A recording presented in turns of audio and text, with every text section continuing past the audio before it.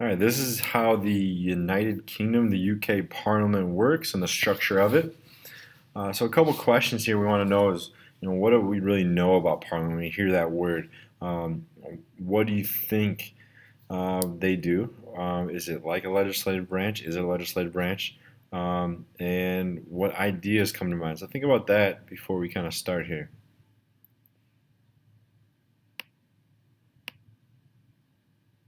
So looking at the institutions in the UK government, we have some traditional elements. It is a unitary government structure, meaning one branch. They focus on the idea of gradualism. They have some old features in the monarchy system.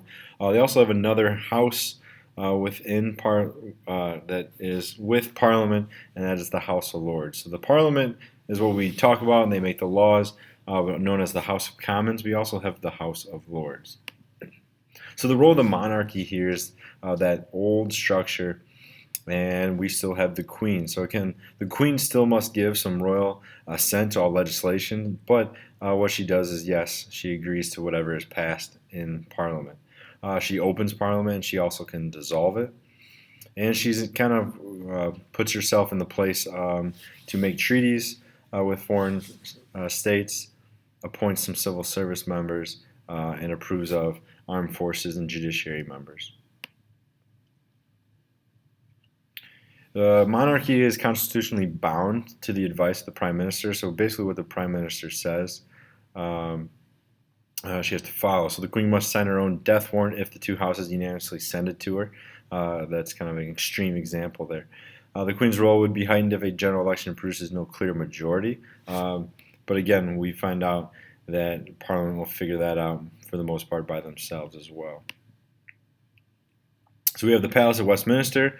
This is where Parliament is housed. If you look at the structure here, we have the House of Commons, which is Parliament, and the Prime Minister within that. You have some civil service members and the Cabinet, which is appointed by the Prime Ministers. Outside here is the House of Lords. Then we'll talk about devolution a little bit, where we have some local government and the Scottish and Welsh assemblies and parliaments. So looking at those Westminster Model or the Parliament, they have parliamentary sovereignty, meaning everything that the Parliament does, that is the law of the land. That is what they must follow in the UK. Okay, so it's that parliamentary democracy. There is a cabinet within the government, and that is the center. That's where a lot of the decisions are made in British politics. They present the policy to Parliament, they debate it, they discuss it, and then they make those laws. They are the body to make any rules, and they're also the executive branch. Okay, so there's no separate executive branch, and they have what is known as the collective responsibility. They are in charge to make the decisions for the people. So looking at Parliament, again, when we talk about Parliament, we're really usually talking about House of Commons, but it is the House of Commons and the House of Lords. The House of Commons is responsible to represent the people that voted them in. They look at legislation, they pass laws. They also can scrutinize. So if you're the minority party, you're scrutinizing the government, trying to push them to do things in a different way. The House of Lords, they can revise legislation, they can debate about it, talk about it. They kind of act as a small check on the government or the House of Commons. And there's a lot of expertise within. So looking at what is in a parliament, they have a cycle between calling one general election, usually of 5 years, but it could be called earlier. So if something is wrong or if there's a vote of no confidence, they can call for a new election. The prime minister can call for a new election. Maybe they think they can get more votes, more members in to change things up. So there's 650 MPs. MPs is a member of parliament. Basically one MP for every 89,000 people. So that's a lot of people to represent compared to the 1 in 600,000 we have for representatives in the United States. So in that House of Commons, it's first past the post person winning the most votes in their little district, they win. And so again, second place doesn't get as much. Boundary Commission deals with the size of the district, kind of like redistricting in the United States. They determine the size, and they all have to be equal, somewhat equal. Party allegiances of those elected MPs are not in the same proportions as the votes cast throughout the country. So again, there could be some discrepancies or differences in party, and also turnout is declining. So since 1992, it's been declining. About 78% of people voted in 1992. And then if you get to 2005, about 61% only voted. In the House of Commons, the average life expectancy of a parliament session is about 3 years, 7 months. Again, they can be dissolved by a royal proclamation called by the Prime Minister, or if there's a vote of no confidence. So the basic rule is the general election must take place on the 17th day, excluding the Sundays and holidays, following the date of that proclamation. The campaigns are like 6 to 7 weeks, which is very short, but they feel that's long. Think about our campaigns in the United States, and they last over a year. So steps, if Parliament is dissolved and a general election is called, they swear in those members. There's an election of the Speaker, and then the state opening of Parliament. Here's a look at the Parliament, the House of Commons.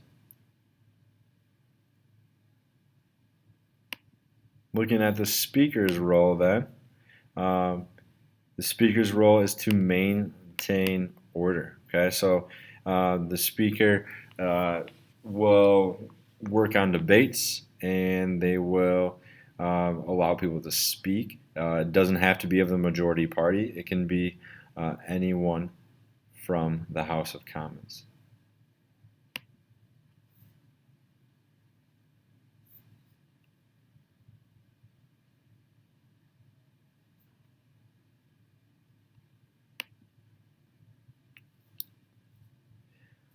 In the House of Commons, MPs cannot all fit in the chamber. There's not enough seats. There's only 427 seats. There are 650 members. In the House of Commons, there's 2 red lines, about 2 swords lengths. You can't cross those lines when giving a speech. You're not allowed to. Traditionally, again, the Queen or King can't enter the People's Chamber, only for certain ceremonies.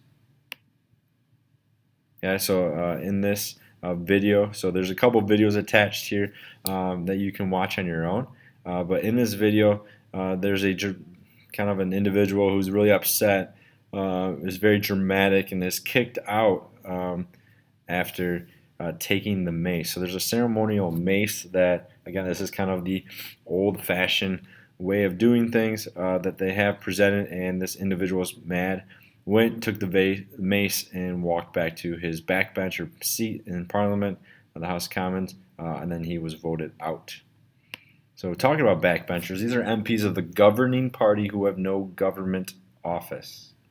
Okay, they don't really have, they are voted in, they listen to what their constituents have to say, they vote on things, but they don't have a specific government office. They sit towards the back in the House of Commons.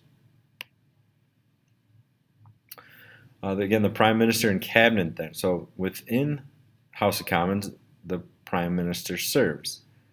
The Prime Minister is elected among equals. So the majority party will choose their Prime Minister, and it's usually one of those leader members of the party. Speaks legitimately for all the members of Parliament, represents the government.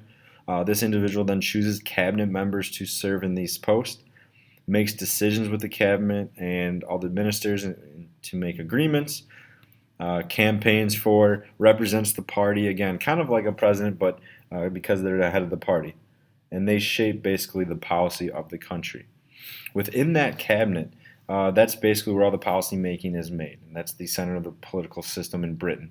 So as leaders of the majority party are elected, they have that responsibility, I said, the collective responsibility to make the policies for the country, and they represent the people. And there's some positions there that they represent, and they're not always experts, but they are somewhat experts, and they go to the top bureaucrats within the government to get help.